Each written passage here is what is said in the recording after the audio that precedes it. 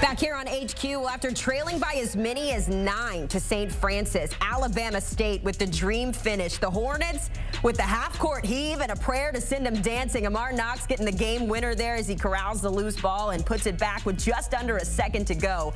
He had a team-high 16 with C.J. Hines adding 10.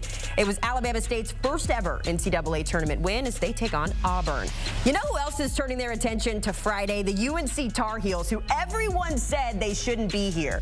Well, it was nearly a perfect game for UNC, who handled San Diego State 95-68. It set the record for the largest margin of victory in a first 4 game. RJ Davis was the star, and the Tar Heels continuing to dance. The first 4 action continues tonight with Texas trying to prove they belong. They take on Xavier in the first 4. It's the 4th time we've seen this pairing in the first 4, by the way, with Texas winning most recently in 23. We'll also see American face off with Mount St. Mary. The winner of that one will see Duke later this week. Back here on our set with our good friend Mike O'Donnell, getting us ready for the second half of that first 4 in action. Of course, it starts with Texas and Xavier. And Mike, Texas, what an experience they had in their first year in the SEC. Not a very good start. They were 6-12 in the regular season leading up to the tournament, but they got hot when it mattered. What's it going to take for them to continue this magical run? Well, for Texas, it's all about making shots in the half court, and that sounds like a very obvious, simple statement. But for them, they have one of the best backcourts, not just in the SEC, but in the country when it comes to making shots off the dribble. So Texas, when you look at the way that they played in the SEC tournament, where they beat Vanderbilt, where they beat Texas A&M, they were making shots off the bounce. That is the most important thing for Texas. It's not about catch and shoot. It's not about getting to the rim. They are 4th in the nation in dribble jump shooting efficiency. They're almost over 47% effective field goal percentage, making shots off the bounce. Trey Johnson, he's a pro, freshman, probably a lottery pick. Tremont Mark, one of the more underappreciated guards in the country. And the thing about Texas, too, what I love about this team is even though not many people are talking about them, they're top 20 in the country in turnover percentage. That just means they don't turn the ball over in the tournament, neutral site. If your defense plays, if you're making shots off the bounce, you don't turn the ball over, you start stacking those things up, and it starts to go in your favor. Yeah, Jerry Palm had them as a bubble team for a lot of the season, so I think listening to Rodney Terry, they kind of feel like they have a chip on their shoulder. I do just want to add, they're just the 4th ever 15-loss team to get an at-large bid. So I know we've had some conversation about teams getting in. We'll see how they fare. On the other side of this matchup, of course, you have Xavier, a team kind of in a similar boat where they're, 1-9 in quad 1 wins this season, but they won 7 of their last 8, and now they're ready to prove that they can win this matchup. How do they do it? So Xavier is, there are some similarities between Xavier and Texas, but Xavier has, I think, the edge on the backcourt, especially with Davion McKnight, the point guard, and you got Dante Maddox, who's been coming off the bench and sometimes starting. Xavier really does have a big-time backcourt. Ryan Conwell, Davion McKnight, Dante Maddox, they are an elite passing team. They assist on almost 64% of their made field goals. That's top 5 in the country, but they only have 1 win versus Ken Palm top 30 teams. Huge, huge, huge key for them, which is going to be really interesting to follow. It's not exciting to talk about, Haley. I know you're going to be mad at me. They have the best free throw rate in the country. Depending on possessions and style of play, they get to the line a lot. They drive, they attack the rim. Texas was the best in the SEC at not fouling, at not sending teams to the free throw line.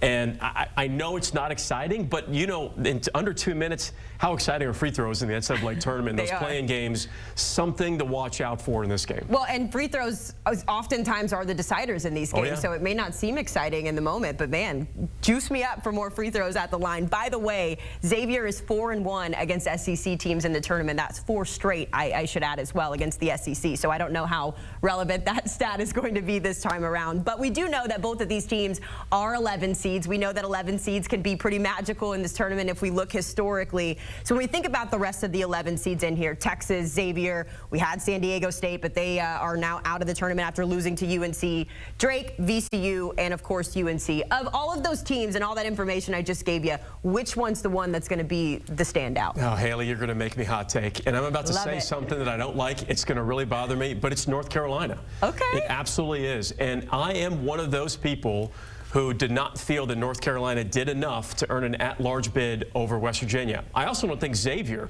did enough to earn an at-large bid, which we haven't talked about a lot. over West Virginia. But North Carolina, when they're making threes, have enough talent to be a Sweet 16 team. They do.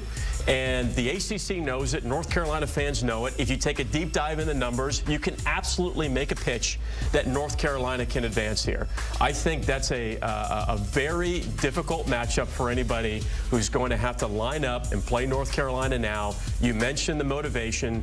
You mentioned how good they were against they blew out San Diego State, who had one of the top defenses in the country. When North Carolina's making threes, they can beat a team like Duke. When they are missing threes, they can lose to anybody. The three-point shot is everything for North Carolina in this tournament.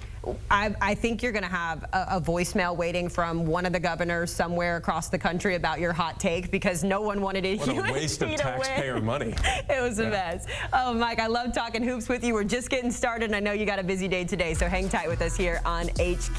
Hey, the madness continues tonight with the second half of our first four in. It is Texas and Xavier meeting for the fourth time in the postseason. Before that, make sure you catch Mount St. Mary's and American doing the dance. All the action live on the March Madness app and streaming on Paramount+.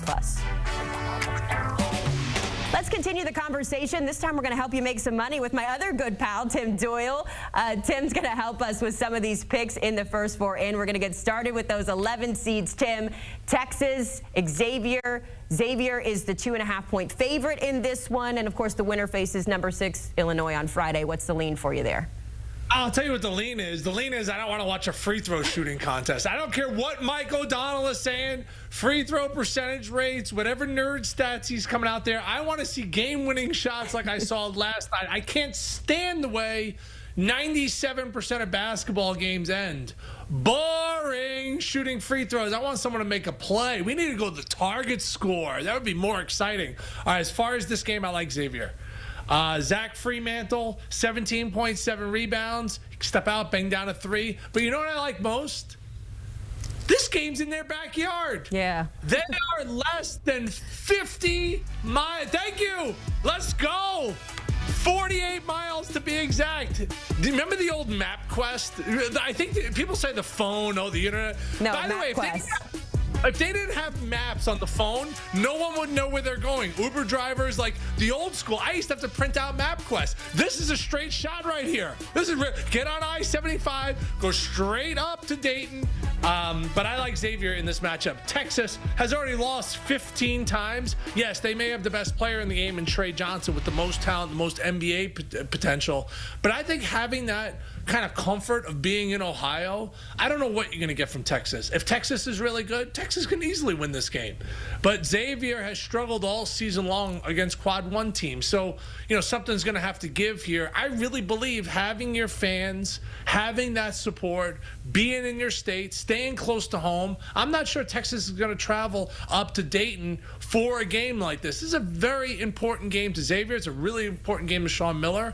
I like Xavier here. Hammer is out. All right, so no free throws, only MapQuest, and we're hammering Xavier for this matchup. It gets underway at 9:10 Eastern. Let's talk about our second one. It's the 16 seeds. American is the favorite at -2.5.